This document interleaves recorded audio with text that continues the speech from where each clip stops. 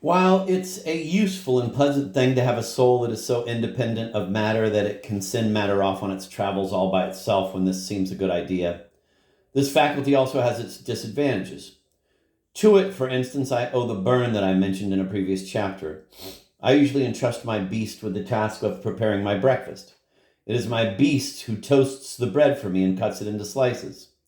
She makes a lovely cup of coffee and very often has one all by herself without my soul being in the least involved, unless the latter enjoys watching her work. But this is rare and difficult to bring about since it's easy when you're carrying out some mechanical operation to think of something else entirely.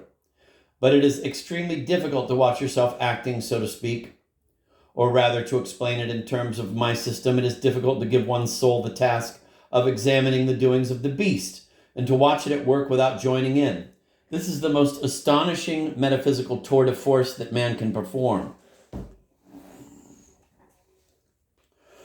I'd laid my fire tongs on the embers to toast my bread, and a short while afterwards, while my soul was off on its travels, a burning log suddenly rolled out onto the hearth. My poor beast held out its hand to take the tongs, and I burned my fingers. I hope I've set out my ideas in enough detail in the previous chapters to give the reader something to think about, and to put him in a position where he can make his own brilliant discoveries in this area. He will not fail to be pleased with himself if one day he manages to send his soul off on its travels all by itself. The pleasures that this faculty will afford him will outweigh the misunderstandings that may result. Is there any more deeply satisfying pleasure than that of spreading out one's existence in this way, occupying heaven and earth at once, and thereby doubling, so to speak, one's being? Is it not the eternal, never-fulfilled desire of man to increase his powers and his faculties, to want to be where he is not, to recall the past and to live in the future? He wishes to command armies, preside over academies. He wants to be adored by beautiful women, and if he possesses all those things, he then longs for tranquility, for country fields, and he starts to envy the shepherd's little hut. His plans and his hopes continually founder on the real misfortunes that are an integral part of human nature. He cannot find happiness. A quarter of an hour traveling with me will show him the way to it.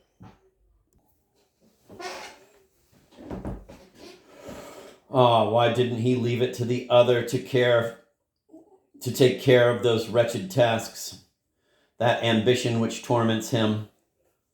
Come, you poor wretch, make an effort to break out of your prison and from the heights of heaven to which I am going to lead you, from the midst of the celestial orbs and the Empyrean. Look at the beast, launched out into the world, chasing after fortune and honors all by itself. See the gravity with which she walks among men. The crowd parts respectfully to let her through, and believe you me, nobody will realize that she is all alone. The throng amid which she walks is not in the least concerned whether or not she has a soul, whether or not she thinks. 1,000 sentimental women will fall head over heels in love with your beast and not even realize it. She may even rise, without any help from your soul, to the highest favor and the greatest fortune. Finally, I wouldn't be the least bit surprised if, on our return from the Empyrean, your soul, on coming back home, found herself within the beast of a great lord.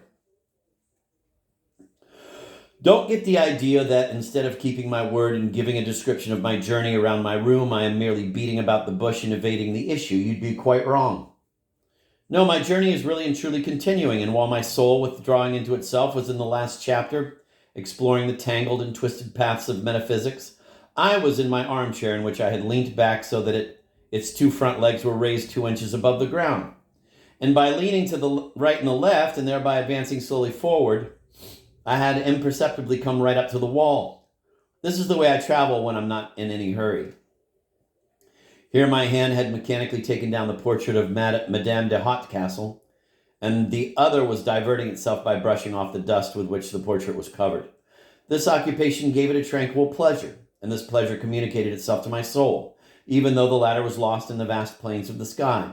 It is worth observing in this respect that when the spirit travels thus through space, it is still attached to the senses by some secret link. As a result, without being distracted from its occupations, it can participate in the joys and pleasures of the other. But if this pleasure increases to a certain degree, or if it is struck by some unexpected sight, the soul immediately reassumes her place as quick as a flash of lightning. This is just what happened to me as I was cleaning the portrait. As the cloth wiped the dust away and revealed curls of blonde hair and the garland of roses that crowned them, my soul, although far away in the sun to which she had transported herself, felt a slight quiver in her heart and empathetically shared the pleasure of my heart. This pleasure became less indistinct and more intense when the cloth, in one single sweep, laid bare the gleaming forehead of that enchanting physiognomy. My soul was on the point of leaving the heavens to come and enjoy the spectacle. But if she had been at the Champs-Élysées or attending a concert of cherubs, she wouldn't have stayed there for even half a second when her companion, taking an increasing interest in her work, decided to seize a wet sponge that was handed to her and immediately proceeded to draw it over the eyebrows and the eyes, over the nose, over the cheeks, over that mouth. Ah, God, how my heart beats! Over the chin, over the breast. It took no more than a minute. The whole face seemed to be reborn and to emerge from nothingness. My soul came sweeping down from heaven like a falling star. She found the other in a state of enraptured ecstasy and succeeded in increasing its bliss by sharing it. This strange and unforeseen situation made time and space disappear from me. I existed for a moment in the past, and I grew young again against the order of nature. Yes, here she is, that adored woman. It really is her. I can see her smiling. She's going to speak. She's going to tell me she loves me. What a gaze. Come, let me press you to my heart. Soul of my life, my second existence. Come and share my exaltation and my happiness. This moment was brief, but it was ravishing. Frigid reason soon regained control, and in the space of the twinkling of an eye, I grew a whole year older. My heart became cold and frozen, and I found myself on the same level as that host of indifferent people who weigh down the globe.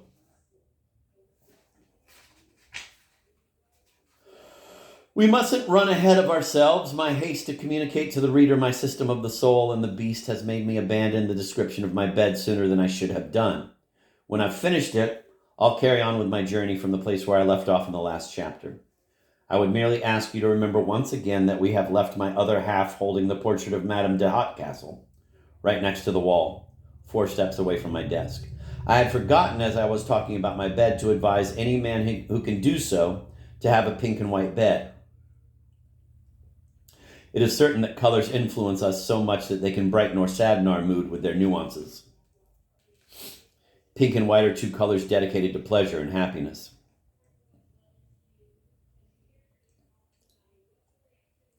Nature, in giving these colors to the rose, has given to the rose the crown of Flora's empire. And when the heavens wish to announce to the world that a fine day lies ahead, they tint the clouds with this charming hue at sunrise. One day we were struggling up a shortcut. Dear Rosalie was in front. Her agility gave her wings. We could not keep up with her. Suddenly, having reached the summit of a mound, she turned back to us to catch her breath and smiled at our slowness. Never, perhaps, had the 2 colors whose praises I am singing scored such a great triumph. Her flaming cheeks, her coral lips, her gleaming teeth, her alabaster neck, against a background of verdure, struck every eye. We just had to stop to gaze at her. I won't say anything about her blue eyes, nor of the gaze she directed at us then, since it would take me away from my subject, and in any case I only ever think about it as little as I possibly can. I need merely to have given the finest possible example of the superiority of these 2 colors over all others, and of their influence on the happiness of men. I won't go any further today. What subject could I discuss that would not be What subject could I discuss that would not be insipid? What idea is not effaced by that idea? I don't even know when I'll be able to carry on with my work. If I do continue it and the reader wants to see how it ends, let him address his request to the angel who distributes our thoughts, and ask him not to mix up the image of that mound with the throng of disjointed thoughts that he keeps throwing at me. Without this precaution, it's all over as far as my journey is concerned. The mound. All efforts are in vain. I'll have to put it all off to a later date and stay put where I am. It's a military staging post.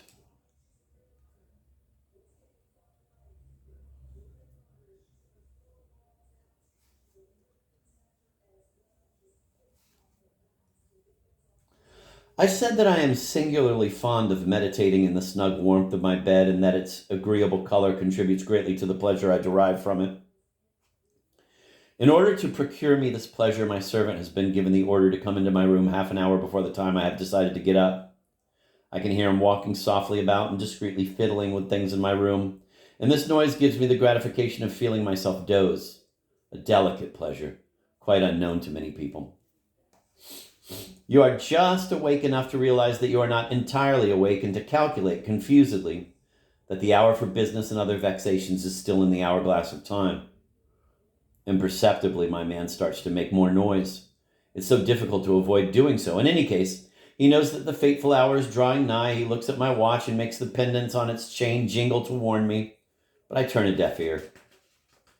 And so as to prolong even more this delightful hour, there isn't a single delaying tactic I won't inflict on that poor wretch. I have 100 preliminary orders to give him in order to gain some extra time. He knows perfectly well that my orders, which I give him rather gruffly, are merely excuses for my staying in bed without apparently wishing to do so. He pretends not to notice, and I'm really very grateful to him for that. Finally, once I have exhausted all my resources, he advances into the middle of the room and stands right there, his arms folded, perfectly motionless. As you will concede, it wouldn't be possible to disapprove of my thoughts with more spirit and discretion. So I never resist this tacit invitation. I hold out my arm to show that I have understood, and there I am sitting down.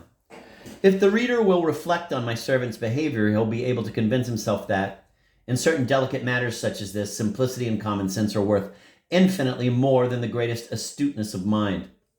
I dare say that the most studied speech on the drawbacks of the spoken word would not force me to leave my bed as promptly as does the mute reproach of M. Giannetti.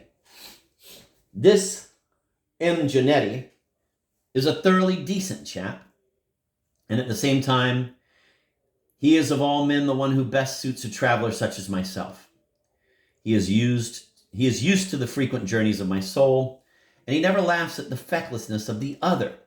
He even directs her sometimes when she is alone, so that you might say that she is then governed by two souls. When she gets dressed, for instance, he gives me a signal to alert me to the fact that she is about to put on her stockings inside out, or her coat before her jacket.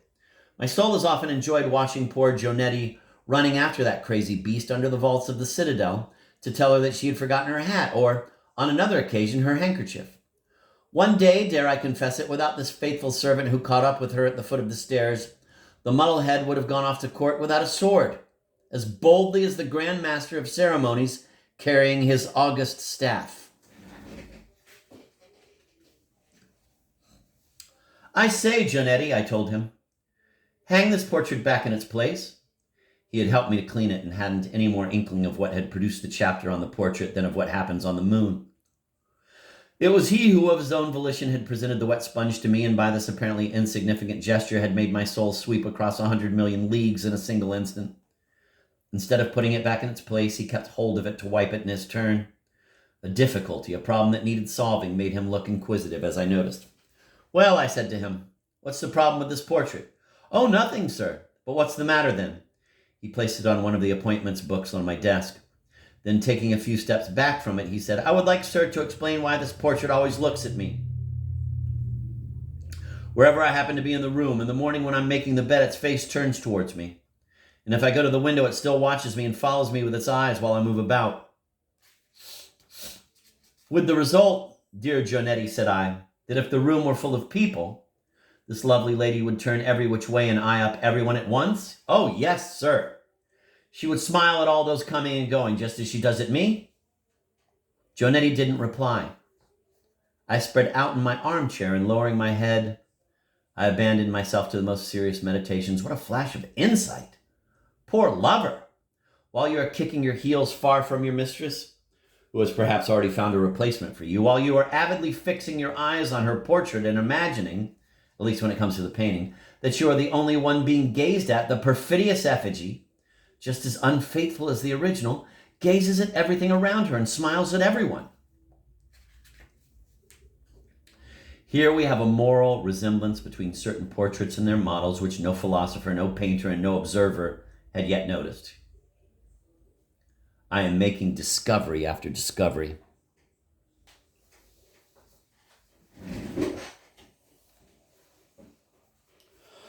Giannetti was still standing there awaiting the explanation he had asked me for. I poked my head out of the folds of my traveling coat into which I had withdrawn to meditate at my ease and to recover from the gloomy reflections I had just been making. Don't you see, Giannetti, I told him after a moment of silence, turning my armchair to face him. Don't you see that since a painting is a plane surface, that the light rays that leave each part of that surface, Gionetti, on hearing this explanation, opened his eyes so wide that he showed their whites. On top of that, his mouth was hanging half open. These two movements in the human face announce, according to the celebrated Lebrun, that astonishment has reached its acme. It was my beast, no doubt, that had embarked on this long speech. My soul knew, in any case, that Gionetti was completely ignorant of what a plane surface is, and even more of what light rays are. The prodigious dilation of his pupils had made me withdraw into myself again, so that I plunged my head down into the collar of my traveling coat so very deeply that I managed to hide it almost completely. I decided to have lunch in this spot. The morning was well advanced, and one step more in my room would have meant I didn't eat until the evening. I slipped to the edge of my armchair and, resting my 2 feet on the mantelpiece, patiently awaited my meal. This is a delightful posture to adopt. It would, I believe, be difficult to find another which combines so many advantages and is as comfortable for the inevitable breaks that occur on a long journey. Rosine, my faithful bitch, never fails at such times to come and tug at my coattails, so I'll take her onto my lap. Here she finds a bed all ready for her, nice and comfortable, at the summit of the angle formed by the two parts of my body. A consonantal V gives you a splendid image of my posture. Rosine leaps up onto me, and I never pick her up as quickly as she would like. I often just find her there without any idea how she got there. My hands spontaneously arrange themselves in the way most favorable to her well-being, either because there is a certain empathy between this lovable beast and myself, or merely by chance, but I don't believe in chance, that gloomy system, that word that signifies nothing. I'd rather believe in magnetism. I'd rather believe in Martinism. No, I'll never believe in it. There is such a reality in the relations that exist between these two animals that when I place my 2 feet on the mantelpiece out of mere absent-mindedness, when dinner time is still a long way away, and I haven't the slightest intention of stopping off nonetheless, Rosine, alert to this movement, betrays the pleasure she feels by gently wagging her tail. Discretion keeps her in her place, and the other, who notices this, is grateful to her, although they are incapable of reasoning on the cause that produces it. A mute dialogue starts up between them, a very pleasant sensation of being linked together, and one that absolutely cannot be attributed to chance. Don't let anyone start telling me off for being prolix in my details. All travelers behave the same way when you set off to climb Mont Blanc or when you go to visit the wide-open tomb of Empedocles. You never fail to describe the smallest details precisely: the number of people, the number of mules, the quality of the provisions, the excellent appetite of the travelers. Everything, in short, up to and including the times your mounts stumble, is painstakingly recorded in your diary for the instruction of the sedentary world. On this principle, I have decided to talk about my dear Rosine, that dear animal that I love with real affection, and to devote an entire chapter to her. Over the 6 years we've been living together, there hasn't been the slightest cooling off in our feelings for one another, or if a few little altercations have arisen between myself and her. I admit in all good faith that the greatest wrong was always on my side, and that Rosine has always taken the first steps towards reconciliation. In the evenings, when she has been scolded, she goes off sadly, without a murmur. The next day at daybreak, she's beside my bed in an attitude of great respect. And at the least movement on the part of her master, at the least sign that he is awakening, she announces her presence by banging her tail rapidly and repeatedly on my night table. And why would I refuse my affection to this tender being who has never ceased to love me ever since we started to live together? My memory isn't good enough to draw up a list of all the people who have taken an interest in me and then forgotten me.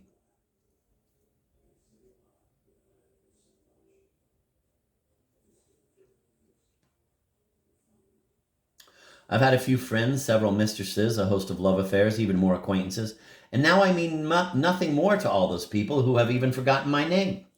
How many protestations of affection they uttered, how many favors they offered. I could always count on their fortunes, they said, on an eternal friendship, without reservation. My dear Rosine, who has never offered me any favors, does me the greatest favor that can be shown to humanity. She loved me once, and she still loves me today. So I can say quite without fear, I love her with a portion of the same sentiment that I bestow on my friends. You can say what you want about it.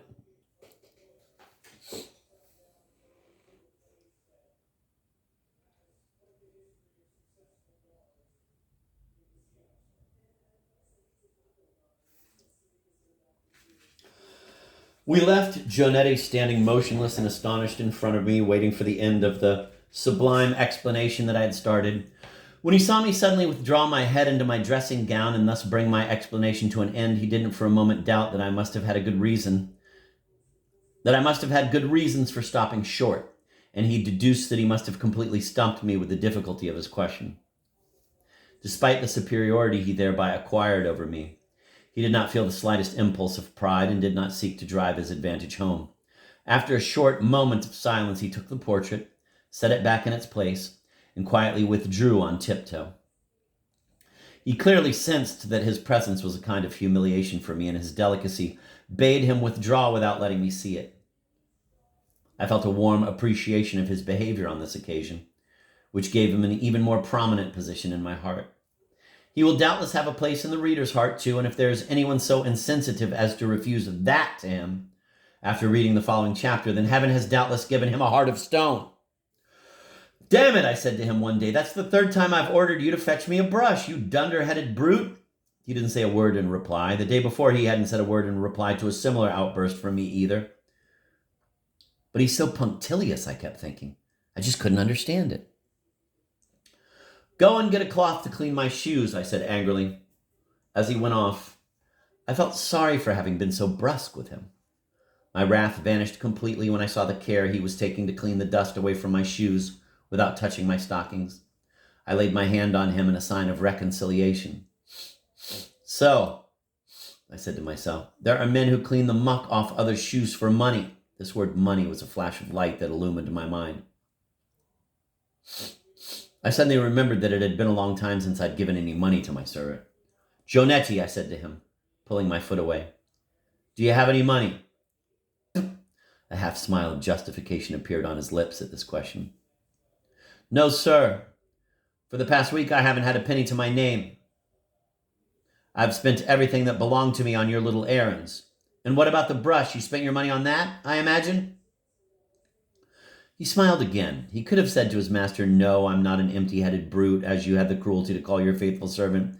Pay me the 23 pounds, 10 pence, and 4 farthings that you owe me, and I'll buy your brush for you. He let himself be mistreated unjustly rather than exposing his master to blush and shame over his own wrath. May heaven bless him. Philosophers, Christians, have you noted this? Quote, look here, Gionetti, I said. Look here, just go and buy the brush. But, sir, do you want to be left just like that with one shoe white and the other black? Go on, I tell you, go and buy the brush. You can just leave that dust on my shoe. He went out. I picked up the cloth and spent a delightful while cleaning my left shoe, on which I let fall a tear of repentance.